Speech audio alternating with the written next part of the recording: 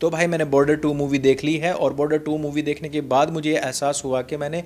गदर 2 जो मूवी देखी थी और जो उसको मैंने अच्छा कहा था, तो मुझे इसको तो सुपर अच्छा कहना चाहिए। एक ऐसी फिल्म जिसको देखने से ठीक पहले, एक दिन पहले, मैंने गलती से अभय देओल की वेब सीरीज देख ली, जिसमें कि उपहार सिनेमा के अंदर जो कुछ भी हुआ था उसको देखने के बाद, और उसका जो पिक्चराइजेशन है, मैं चाहूँगा कि अभय देओल की उस वेब सीरीज़ को आप जरूर देखें, और मैं भी चाहूँगा कि मैं उसका रिव्यू कर सकूँ नेक्स्ट टाइम में। लेकिन प्रॉब्लमेटिक बात ये थी कि उस वेब सीरीज़ के अंदर दिखाया ये गया था कि पहले वाली जो बॉर्डर आई थी 1997 में, उसका फर्स्ट डे फर्स्ट शो था जो उपहार सिनेमा में चला हुआ था, और उसी में ही आग लग गई थी और उसमें काफ़ी सारे लोग मर गए थे, उसी में ही कुछ बच्चे भी मरे थे, और उन्हीं के ही मदर फादर का रोल किया हुआ है यहाँ पर अभय देओल, और उनकी जो वाइफ है उनका नाम नहीं जान रहा हूँ। और इस वेब सीरीज़ को देखने के बाद में ना, सच्ची बताऊँ, मैं जब सिनेमा में गया तो मैंने देखा कि एग्जिट गेट कहाँ कहाँ पर है, और मैंने लिटरली वहाँ जा कर के उनको खोल करके देखा, और तब मैं अपनी पूरी फैमिली, क्योंकि हम 20-22 लोग गए हुए थे, तो तब सुकून के साथ में फिल्म को देख पाया। और जिस सुकून के साथ मैं ऐसे ही वहाँ चेयर पर बैठा हुआ था, वो पैसा वसूल हुआ जाने के बाद में। जिन लोगों के दिमाग में धुरंधर देखने के बाद में बलोचों के लिए कुछ अलग छवि बन गई होगी, उस छवि को भी धोने का ये काम करती है। दूसरी चीज कि जिन लोगों ने पिछले कई महीनों से या सालों से रोकर नहीं देखा होगा, अगर सैयारा तुमने नहीं देखी होगी, और अगर तुम उस तरीके की ड्रामेटिक फिल्मों में, उस तरीके के प्रोपेगेंडा फिल्मों में नहीं आते हो, तो ये आपकी आंखों को धोने का भी काम करेगी। बहुत लोगों ने कहा कि ये फिल्म जो है अच्छी नहीं बनाई गई है, ढंग से नहीं बनाई गई है, और वो सारे के सारे जो उनके पर्सपेक्टिव है ना, वो सारे टीज़र को देख करके या ट्रेलर को देख करके हैं।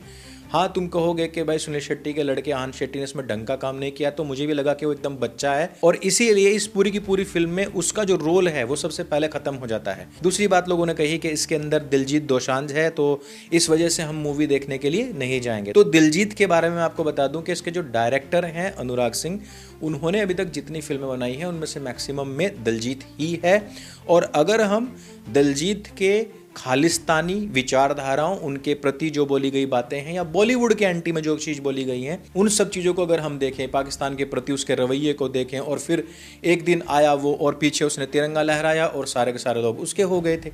वही चीज़ अगर हम यहाँ पर भी देखते हैं कि दिलजीत को एक बार को हम स्किप कर भी दें, मतलब मेरे बारे में तो आप समझ लो कि मैंने सनी देओल की वो सारी फिल्में देख रखी हैं कि जो तुमने कभी देखी भी नहीं होंगी, सुनी भी नहीं होंगी। भाई मैं तो बता दे रहा हूँ कि मैं जयदीप अहलावत हो, चाहे रणदीप हुड्डा हो, चाहे सनी देओल हो, मैं नहीं छोड़ता हूँ इनकी फिल्में या वेब सीरीज़। तो अगर मैं वहाँ पर गया तो ऐसा नहीं है कि दिलजीत ने किसी भी तरीके से आपको डिसअपॉइंट किया होगा जितना कि लोग सोच रहे थे, और जिस कैरेक्टर को उसने अदा किया है या जिस काम के लिए उसको भेजा गया था, उस काम को वो अपने लेवल पर या डायरेक्शन के लेवल पर भी उसके साथ मिल करके उस काम को बखूबी अंजाम देने का प्रयास किया गया है।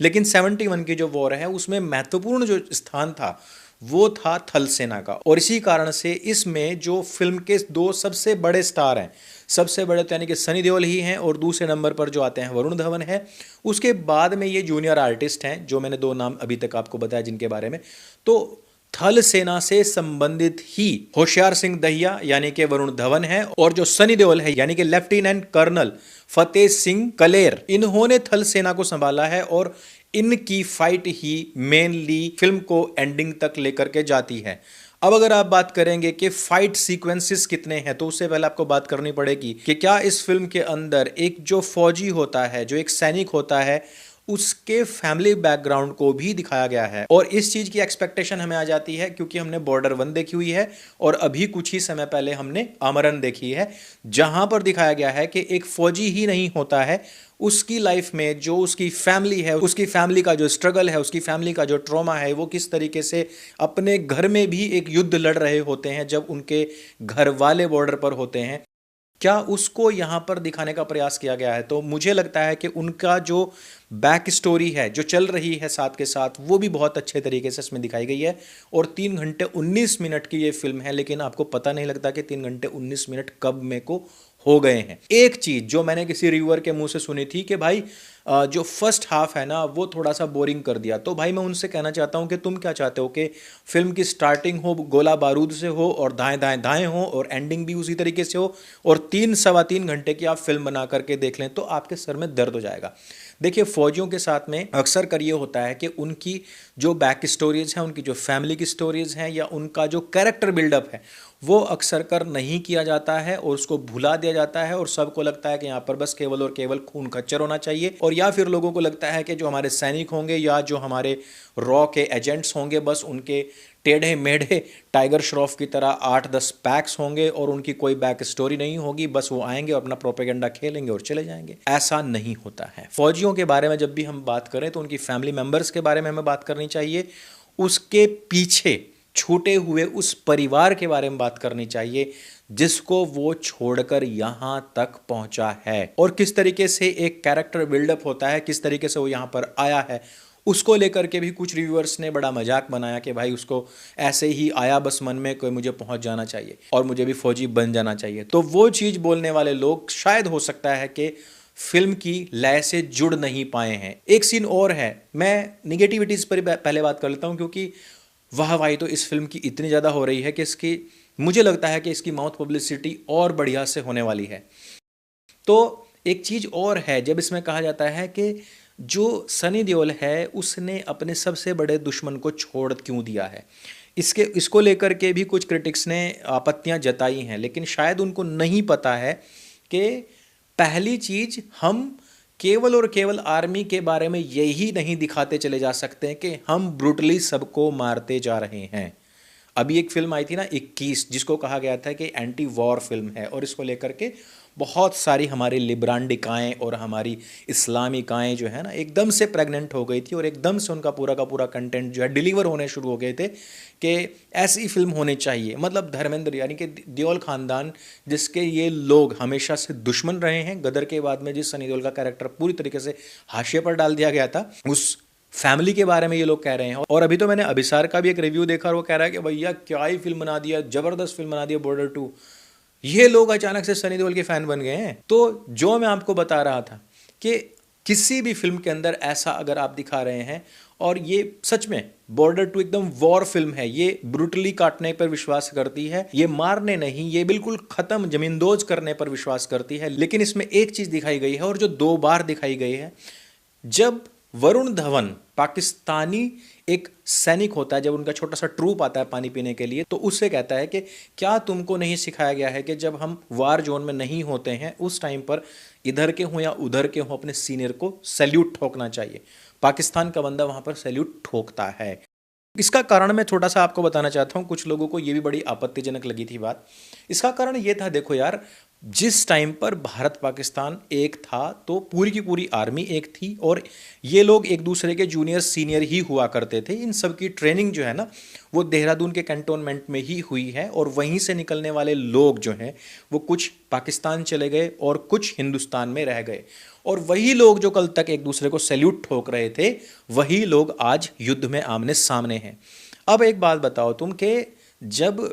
अर्जुन द्रोणाचार्य के सामने आएगा तो माँ बहन की गाली तो नहीं करेगा, और वो भी तब जबकि युद्ध नहीं चल रहा है, जबकि राज दरबार में सब लोग बैठे हुए हैं, तो वो पैर ही छुएगा ना, वहाँ सैल्यूट ही मारेगा। लेकिन जब युद्ध का टाइम होगा तो क्या करेगा, तो द्रोणाचार्य भी मारा जाएगा और भीष्म भी मारा जाएगा, सब मारे जाएंगे। एक सेना का नियम बनता है, हम अपने से ऊंची की रैंक चाहे वो दुश्मन की ही क्यों ना हो, हम उसको सैल्यूट ठोकेंगे। दूसरी मैं चीज आपको बता दूं कि जब सनी देओल के सामने ये वाली सिचुएशन आती है, जब उसका सबसे बड़ा दुश्मन उसके पैरों में पड़ा हुआ है और सनी देओल के हाथ में खंजर है, तो वो उसको मार क्यों नहीं रहा है? कारण ये था कि उसने पहले ही अपने आप को POW बना लिया था, यानी कि जो दुश्मन था जो नीचे पड़ा हुआ था, उसने कहा कि मुझे प्रिजनर ऑफ वॉर बना दीजिए, मैं सरेंडर करता हूं। अब ऐसे में क्या होता है, सैनिक अपने जज्बातों को हावी नहीं होने दे सकता। वहां पर दोनों तरफ की सेनाएं मौजूद हैं। आपको कहा गया है कि मैं सरेंडर करता हूं, यानी कि मैं कैद में जाने के लिए तैयार हूं, आप मुझे मत मारिए।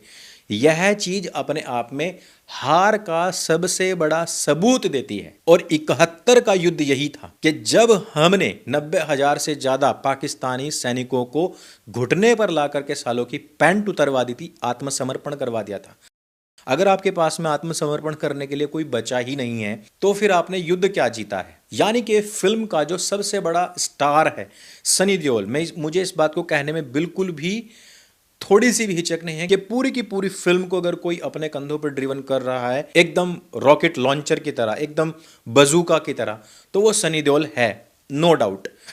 उसी आदमी का एक और चेहरा भी दिखाया गया है कि वो क्षमाशील है, वो क्षमा भी करता है, वो जितना बदला लेने में विश्वास करता है उतना ही वो दूसरे को झुकाने में भी विश्वास करता है। और वही सनी देओल है जो अगले ही सीन में अगले दुश्मन को इतना बेरहमी से मारता है कि भैया लोग खड़े होकर के ताली बजाते पूरे सिनेमा के अंदर। तो ऐसा मतलब तुम कह सकते हो ऐसा एब्सोल्यूट सिनेमा। अगर हम देखें कि सिंगल स्क्रीन क्या कहती है, उसका ऑडियंस क्या कहता है, हमारे क्षेत्र के लोग क्या कहते हैं, भाई सनी देओल का ऐसा बज़ है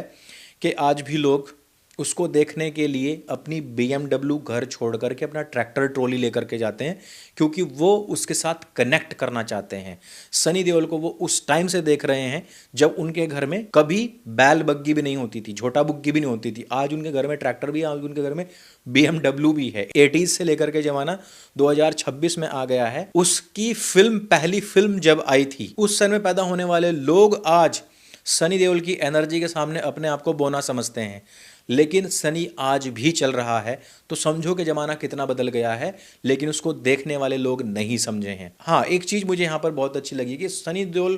का भले ही उन्होंने बॉडी डबल यूज़ किया होगा, मुझे नहीं पता, लेकिन सनी देओल ने भी अपने आप को यहाँ पर थोड़ा सा जवान रिप्रेजेंट किया है, थोड़ी सी एनर्जी उसमें आई है। बीच बीच के सीन में आपको लगेगा कि ये सनी ही है ना, उठ करके एकदम से भाग लेना, एकदम से गन को घुमा देना, ये भी चीज़ इस फिल्म के अंदर आपको देखने को मिलेगी। और ये चीज़ मैं बहुत टाइम से कह रहा हूं कि एक तो सनी देओल के ऊपर मेकअप पर इनको ध्यान देना चाहिए, ब्यूटीफाई करना चाहिए, जैसा कि रजनीकांत और कमल हासन के साथ में साउथ में होता है। दूसरी चीज कि उसके एक्शन सीक्वेंसेस पर उसके बॉडी डबल का भी यूज होना चाहिए, तभी जाकर के आप सनी देओल को बॉलीवुड का रजनीकांत बना सकते हो कि भाई आदमी की एज ही रिवर्स लगने लग गई है। तो ये कुछ मेरा व्यू है, आप लोगों का क्या व्यू है? बहुत सारी चीजें मैं नहीं बताऊंगा जो इस फिल्म के अंदर आप जाएंगे, देखेंगे, खुद से महसूस करेंगे, तब आपका आनंद और भी ज़्यादा डबल हो जाएगा। वैसे लिब्रांडो का मैं वेट कर रहा हूं, मैं सोच रहा हूं कि कब आरफा खानम शेरवानिया टाइप और भी बहुत सारे हैं ऐसे लीचड़ जिनका अभी वीडियो आना बाकी है, कि जब वो रोएंगे और कहेंगे कि यार इसमें अल्लाह अकबर क्यों करवा दिया, इसमें इंशाअल्लाह क्यों करवा दिया, इसमें यहाँ पर हमारे इस्लाम का नाम क्यों दिलवा दिया, ये सब चीज़ें नहीं करनी चाहिए थी। वो वाले रिव्यूज़ का हम भी वेट करेंगे, ताकि हमें भी पता लगे कि एब्सोल्यूट सिनेमा तो बना है, लेकिन एब्सोल्यूट ट्रोलिंग जब तक नहीं होती है भाई ऐसे रिव्यूअर्स की,